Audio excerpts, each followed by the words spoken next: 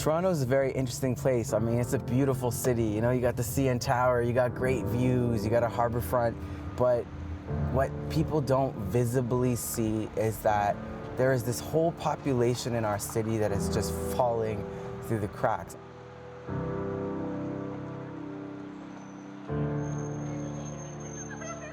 Do you want to sit here? It's hard enough to deal with having a serious illness. It's hard enough to deal with having a terminal diagnosis, and then to see people dealing with that on the street on top of it all. I can't imagine what that life is like.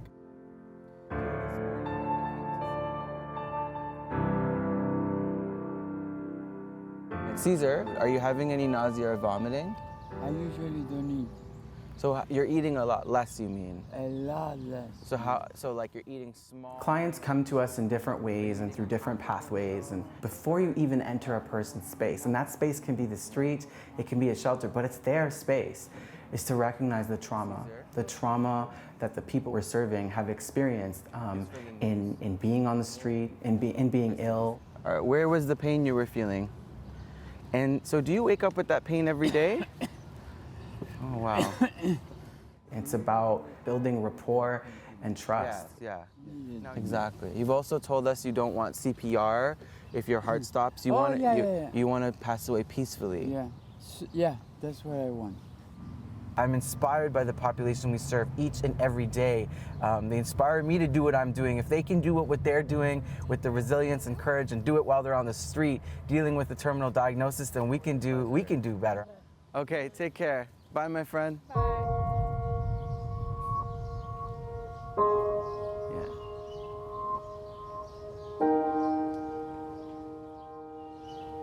If you had the choice, where would you want to die? 90% of Canadians say they want to die at home. Our experience is that the homeless say the same thing. I want to die at home. But over 70% of homeless people in a country like Canada end up dying in emergency departments, acute medical wards, or transitional spaces like the park bench, for example. Wow. I went to a conference and I heard Nahid speaking about this issue of homelessness and the issue of palliative care and the shortened lifespan and the care that they needed and were getting or not getting on the street and what was happening. And so after he came down off the stage, I just went over and introduced myself and I said, you know, Nahid, you and I, we need to work together on this. We need to make this happen. Okay, so this is going to be the kitchen area. It's a bit small, so we're just going to have the countertops running along the back side with a. And here we are, not even a year and a half later, and this is the very beginning of our first 4-bed residential hospice for the homeless population. And then this is our wheelchair accessible washroom. It's going to be. The question is, where do people who don't have a home go to die? They're dying in alleys and streets and under bridges, and it's a very sad thing. Yeah. Well, this will be their home. Good to go. And then the same thing here then in terms of the hospital bed, and then a nice lounge chair so that guests can stay overnight, or friends, or whatever Absolutely. they would like to have here too. Nice. Yeah, and then everyone will have a. When this place opens, I hope that it will be a warm, supportive, safe environment. Their families will be welcome, their street families are welcome here. And it will be a really unique environment that will be a great space for them. And one I hope that they can call their own. It's a perfect location. Great location. Yeah. For This is a place where people will be coming to die with dignity. clientele, and there's a couple other Salvation Army across the street, and then there's Haven just beside us. So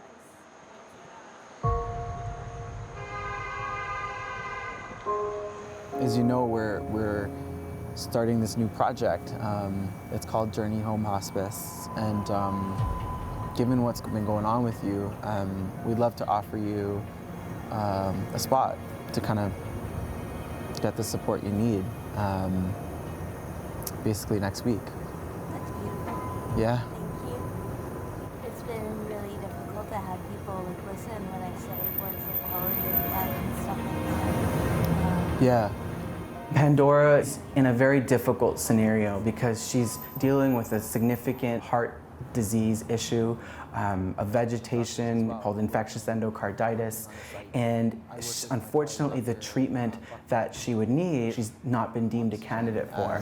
You had a question of whether we can have oxygen there, and yeah, we can absolutely support having oxygen for you so you can breathe better, right? She's at the shelter where she can't have oxygen due to various rules. She's breathless.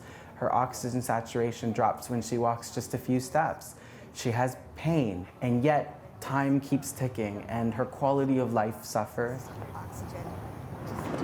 I feel like I'm dying.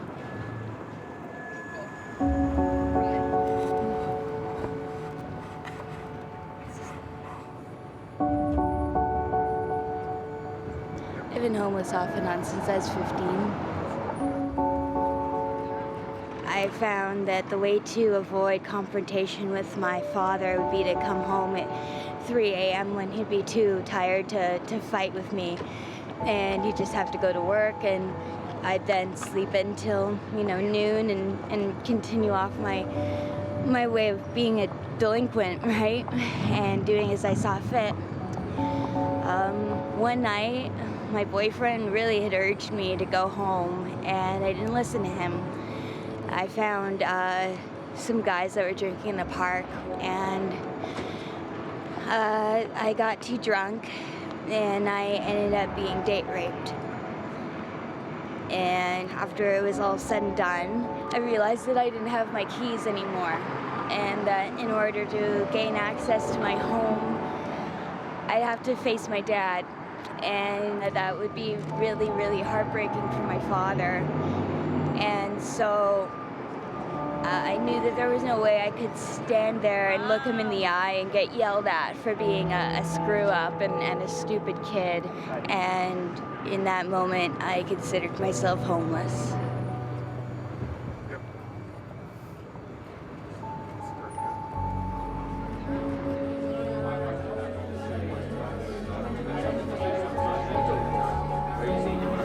Oh, hi. Very nice to meet you, Mayor Torrey. Thanks for coming. Really appreciate it. Thank you. Good morning, everyone. I'd like to take this moment to thank you all for joining us. It's so great to see so many people here in support.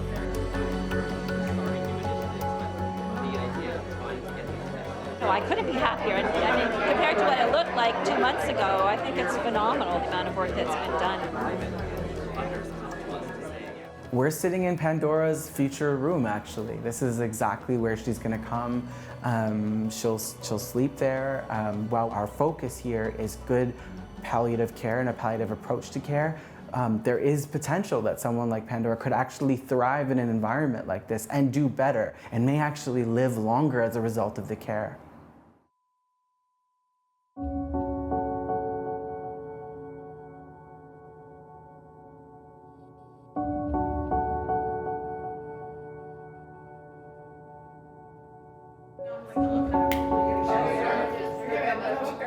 We're gathered today as those who shared the journey with Pandora as a care team.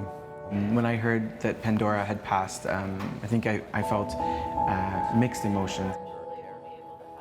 When she moved in, her eyes lit up. She was bright. She was home, and then she even said that to us. It was a beautiful kind of, it was like a homecoming for her.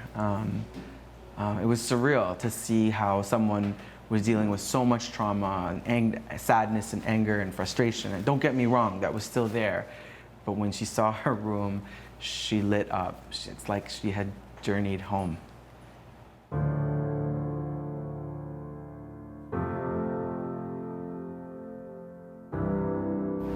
How are you doing? Hard to breathe. I'm so sorry. I think about the world that we live in, and I think about the world that I dream of for my future kids, our future generation, and I think it should be a world where we care about each other. You've done so amazing, you know that, right? Yes. So resilient. It's clear that we live differently during our life, but should we really die differently? if we really can't get what a human life is worth at the end of life for people who are the most vulnerable and most marginalized, I don't know what we're doing. But it's possible. There is a community, there's compassion. People do care, and the opening of Journey Home Hospice is a testament to that. And the statistics do paint a grim picture of health outcomes for people who live on the street. They're 4 times more likely to have cancer than the general population. Their chance of having heart disease is 5 times greater. The risk of hepatitis C 28 times higher, and perhaps the next number drives it all home. The average life expectancy of a person living on the street in Canada is 47.